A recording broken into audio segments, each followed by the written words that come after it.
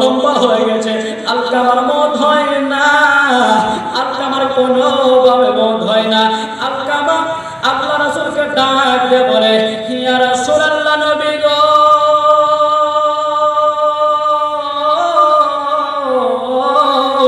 ও মায়ার নবী, আমি আলকামা এমন কি দোষ করেছি, আমার মৌতে কেন এত কষ্ট হয়, আমার আল্লাহ কেন এত কষ্ট দিতে আছে?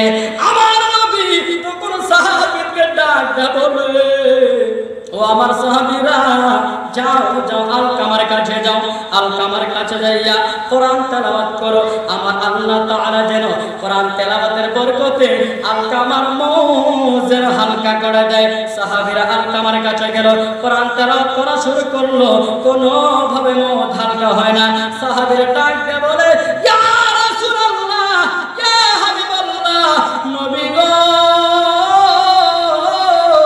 ও মায়ের নবী আমার, আলকামার তো মৌত কোনোভাবে হালকা হয় না, আপনি একটু আল্লাহর কাছে দোয়া করেন না। আমার নবীজি আল্লাহর কাছে দোয়া করে, আল্লাহ,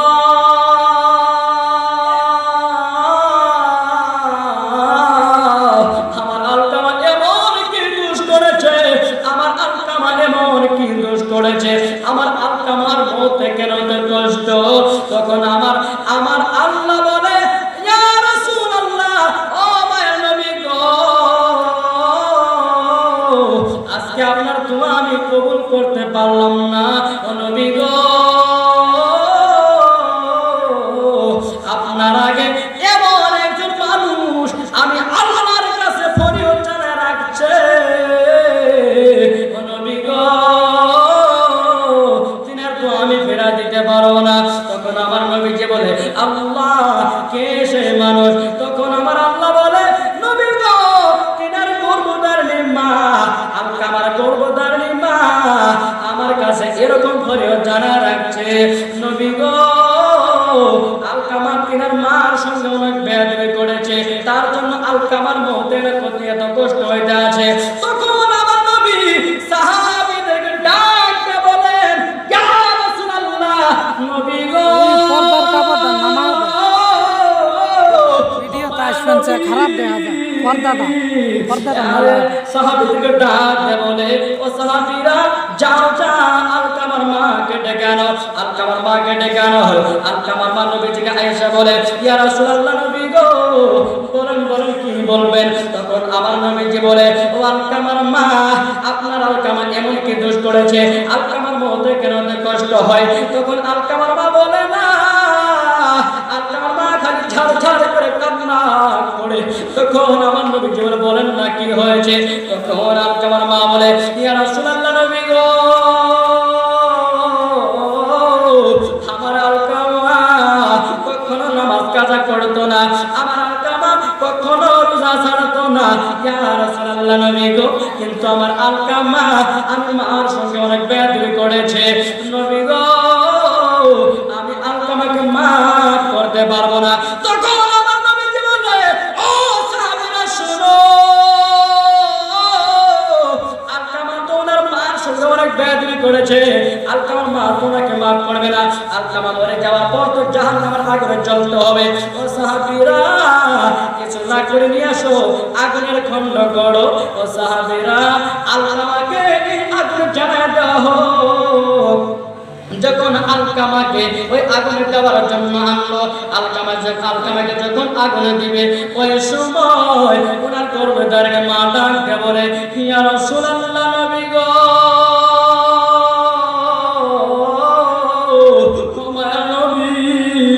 আমার আলকামা আমার সন্তান বুঝতে পারে না, আমি তো তিনার মা, আমার সন্তানকে আমার চোখের সামনে পুরেন না, নবী গো, আমার সন্তানকে আমি মা অন্তর থেকে বলছি, আমার সন্তানকে মাফ করে দিলাম। যখন আলকামাকে মাফ করে দেয়, সঙ্গে সঙ্গে আলকামা নবীজির কালিমা পড়ে আলকামার হালকা ভাবে মওত হয়ে যায়। সুবহানাল্লাহ। তাহলে বলেন না, একজন আল্লাহ রাসূলের সাহাবী হওয়ার পরে যদি মাকে কষ্ট দেওয়ার জন্য যদি সাহাবীর মতে তো কষ্ট হয়, আমরা তো সাধারণ মানুষ, আমাদের মতে কষ্ট হবে না? এর চাইতে আরো ভয়ঙ্কর হতে পারে, হয় না নাই? আমার বন্ধুগণ, যার মা নাই সে বুঝে মার কষ্ট, যার মা নাই, যার বাবা নাই সে বুঝে মার কষ্ট, মার ব্যথা। ও বন্ধুগণ,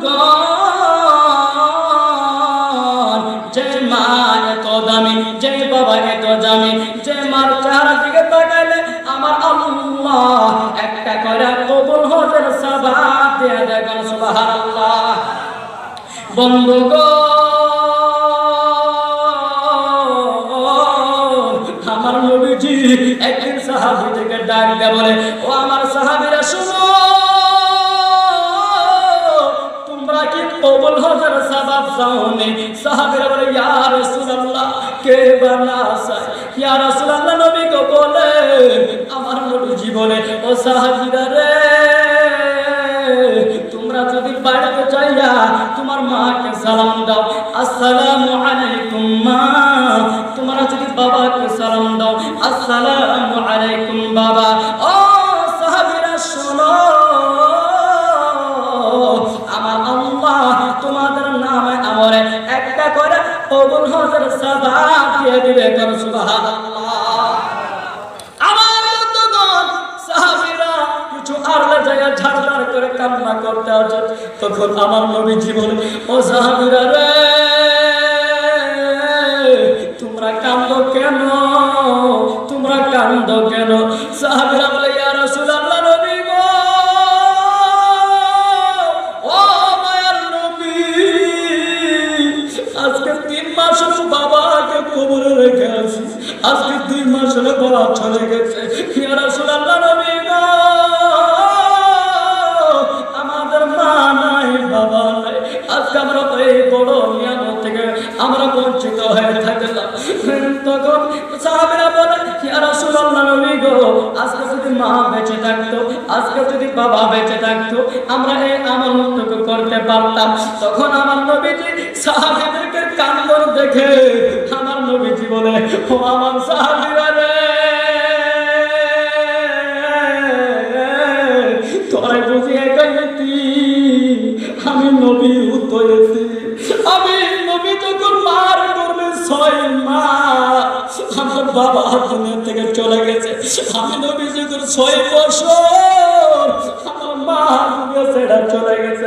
আমি নবী যখন 6 বছর 6 মাস, আমার দাদা দুনিয়া থেকে চলে গেছে। ও সাহাবীরা রে, আমি নবীর মতো জগতের মাধ্যমে কেউ এতিম নাই। ও সাহাবীরা শুনো, আমি নবী যখন দুনিয়াতে আগমন করি, আমার বাবার চেহারা খানাও দেখি, আমার মুখ খানাও দেখি। এতিম ইয়া গো নবী, তুমি ভাবেতে আসিলা, আরে ভাবেতে আসিয়া গো নবী, তুমি এতিম হইলা। মোর মতো পাপিতা রাইতে গো নবী, তুমি কত কষ্ট করলা গো নবী, তুমি ভাবেতে আসিয়া। বন্ধুগণ, আমার আল্লাহ ডাকে বলে, জিবরিল আমিনকে, ও জিবরাইল যাও যাও যাও, তাড়াতাড়ি চলে যাও। আমার বন্ধু কান্দে, সাহাবীরাও কান্দে। ও জিবরাইল, আমার নবীকে জানায় আসো, যাদের মা নাই, যাদের বাবা নাই, তারা যেন এই দোয়াটাই পড়ে, রব্বির হামহুমা কামা রব্বায়ানি সগীরা। আমার বন্ধুগণ, আমার নবীজি সাহাবীদেরকে ডাক দিয়ে বলে, ও সাহাবীরা শুনো, তোমাদের যাদের মা নাই, যাদের বাবা নাই, তোমরা এই দোয়া পড়ো, রব্বির হামহুমা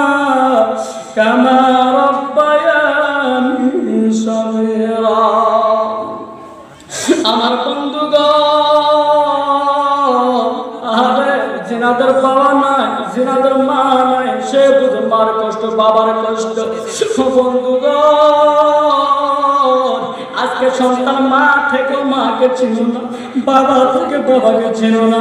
ও যুবক ভাই শোনো, তোমার কি মনে নাই ওই বাবাকে কেন তো কষ্ট দাও, যে বাবা মাথার গাও পায়ে ফেলাইয়া তুমি সন্তানকে লালন পালন করে খাওয়াই। ও বন্ধুগণ,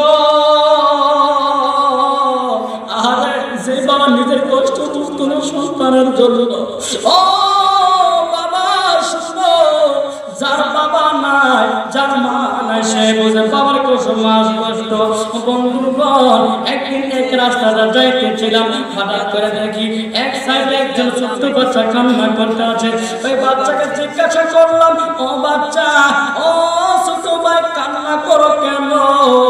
তখন বাবু আমার কান্না বলে, হুজুর, এই যে সামনে কবরটা দেখছেন, এই যে সামনে কবরটা দেখে আজকে কিছুদিন হইল এই বাবাকে কবরের মাধ্যমে রেখে আমি বাচ্চা, আমার কিচ্ছুই ভালো লাগতেছে না। হুজুর, যে বাপটা আমাকে নিজের হাতে খাওয়াইতো, যে বাপটা আমাকে না ঘুমাই নামি আমাকে সুন্দর করে ঘুমাই দিত, আজকে বাপটাকে কবর রেখে হুজুর আমার দুনিয়া কিচ্ছুই ভালো লাগে না। বাবুকে বললাম, ও বাবু, তোমার বাবার জন্য দোয়া করো, রব্বির হামহুমা কামা রব্বায়ানি সগীরা। আমার আল্লাহ নিশ্চয় তোমার বাবাকে মাফ করবে। বন্ধু শোনো, অনেকে বাবা নাই, তারা বুঝে বাবার কষ্ট। বন্ধুগণ, আর যে বাবা সন্তানের জন্য জান্নাতের দরজা, ওই বাবাকে কষ্ট দেন না। আহারে, এই যে সামনে ঈদের দিন আইতে আছে, সন্তানেরা বাবার কথা মনে হলে কাঁদে। আহারে, যে সন্তান বুঝে, যে সন্তান বাবার লাশ কাঁদে নিয়েছে, যে বাপটা বুঝে, যে বাপটা সন্তানের লাশ কাঁদে নেয়, সেই বাপটা বুঝে সন্তানের লাশ কত ভারী, যে সন্তান বুঝে বাবার লাশটা কত ভারী। বন্ধুগণ, অনেকের বাবা নাই, ওই বাবার জন্য দোয়া করেন। আমার আল্লাহ আপনাদের নিশ্চয় তোমার বরকতে বাবার কবর আল্লাহ মাফ করে দিবে। আহারে, তোরদের মার কথা বলতে গেলে কষ্ট লাগে। বন্ধুগণ, যে তোরদের মা সন্তানকে 10 মাস 10 দিন করবে ধারণ করে, সে তো কষ্ট করেছে। আরে, ছোট থাকলে যদি কোনো বাবা চলে যায়, মা কিন্তু নিজে কষ্ট করে হলেও সন্তানকে লালন পালন করে বড় করে তোলে কেনা।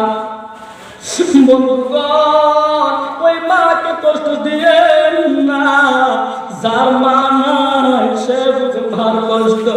আহারে, যার মা নাই ওই মার জন্য দোয়া করেন, মার কাছে যাইয়া দোয়া করেন, আল্লাহর কাছে যাইয়া মার জন্য দোয়া করেন, রব্বির হামহুমা কামা রব্বায়ানি সগীরা।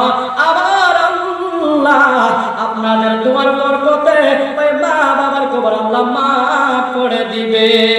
আর যে সন্তান ওই মার জন্য দোয়া করবে, বাবার জন্য দোয়া করবে, আমার আল্লাহ ওই সন্তানের জীবনের গুনাহ মাফ করে দিবে।